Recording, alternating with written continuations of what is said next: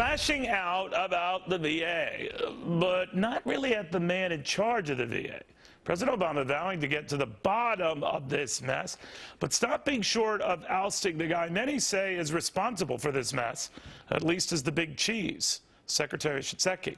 Retired Gunnery Sergeant Jessie Duff says the president didn't go far enough. You know, Jessie, I see where you're coming from, but he did put him on a very short leash, if you think about it. Report back to me in a week. Oh, look, I'm using these by White House standards.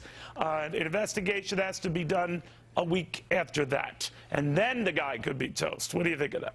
I don't think he's going to fire him. Nobody gets fired under this administration. You know what he said is that he gave... Well, they slowly walked the plank, though. Sebelius years late, but you know what I mean? Like, that's what happens. Well, you know, when I listened to the speech, it was lackluster, and it gave me the impression that he gave Secretary Shinseki great credit for reducing a backlog. But this is a backlog that Secretary Shinseki created. The backlog got as high as over 600,000 veterans in 2013.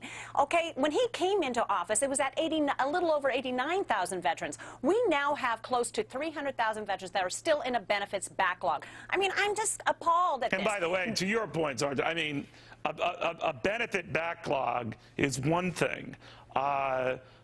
Soldiers dying is quite another. Oh, waiting for care. I mean, there is a night and day difference between getting some paperwork and getting a toe tag, you know? However, 55 veterans died a day in 2011 by the VA's own records, waiting on their benefits in that backlog. So there are many veterans who have died, who never got care because they couldn't even get their paperwork processed. The VA's own memo in 2010 said, "We will no longer game the system. Stop doing it." That was 4 years ago. What did these executives do? They continued to game the system. They prolonged these appointments. They had fake lists that demonstrated that they only had veterans waiting 14 days for an appointment, when in reality they were waiting over 4, 5, even 6 months, if not longer. But what is the problem with the VA? I mean, as long as I can remember now, it's gone over years, the president was trying to say this is a decades-long problem. Technically, he's right, and exponentially it's growing as more veterans retire and the rest. But the fact of the matter is, it has been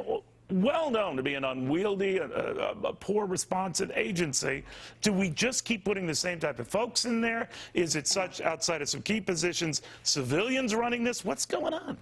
Well, it's typical government bureaucracy, okay? So the VA has the second largest budget next to DOD. They have over 300,000 employees, so it's not a lack of resources. It's not a money problem, it's a management problem. However, under this administration, the backlog has grown significantly, and it's not because of the wars. It's because they finally recognized Agent Orange illness and PTSD. Those two things alone were not recognized till 2009. What happened? A flood of claims came in. Now you have a flood of veterans that are trying to get in for health care, and they can't even see them. They have to see them in emergency rooms, and often they can't get in for their appointments. So it's a bureaucracy that's layered in muck. That's essentially what it boils down to. Jessie Duff, thank you very, very much.